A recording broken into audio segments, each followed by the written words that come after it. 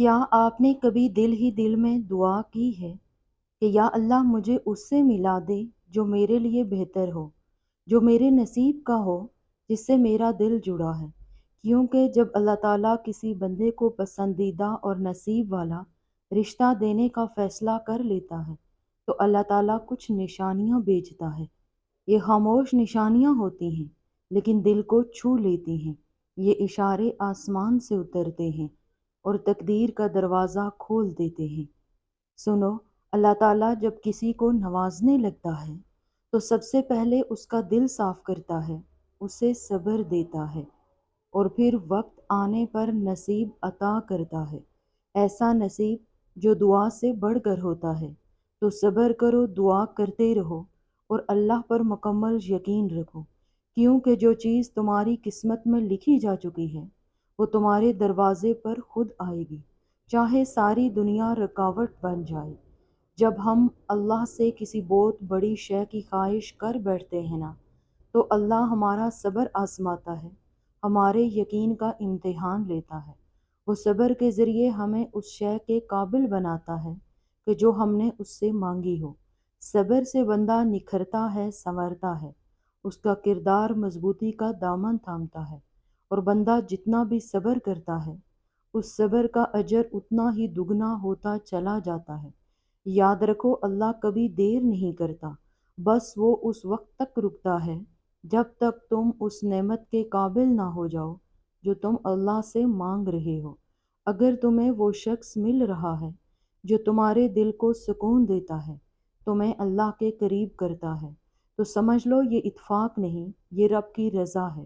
محبت اگر رب سے جڑی ہو تو وہ بچھڑتی نہیں بلکہ قسمت بن جاتی ہے۔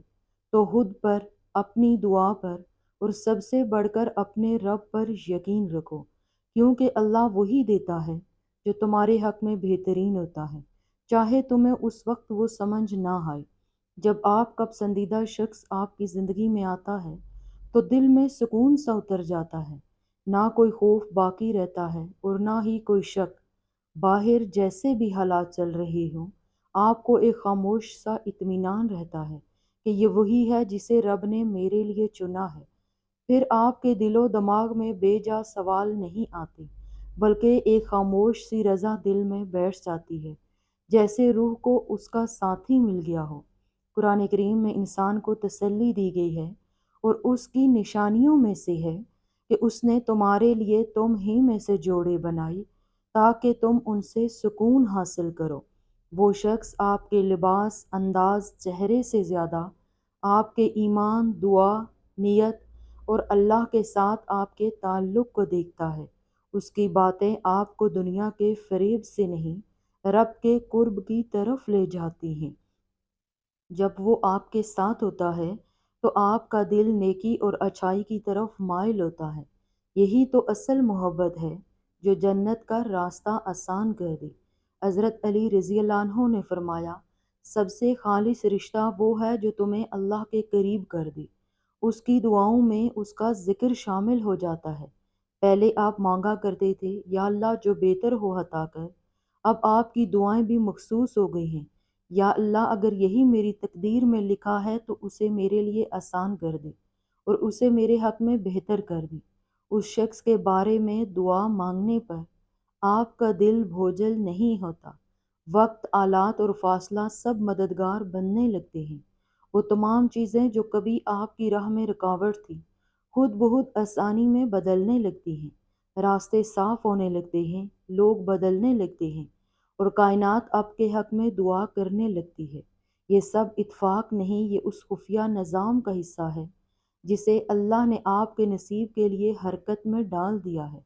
اگر آپ کو یہ چار نشانیاں محسوس ہو رہی ہیں تو خوش ہو جائیں اور اللہ کا شکر ادا کریں، کیونکہ آپ اپنی منزل کے بہت قریب پہنچ چکے ہیں۔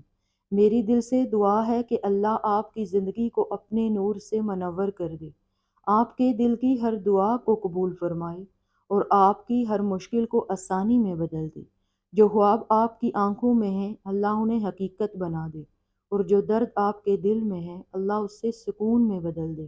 اللہ آپ کو وہ خوشیاں عطا کرے جو آپ کے نصیب میں بہترین ہوں، اور وہ صبر عطا کرے جو آپ کے دل کو مضبوط بنا دے۔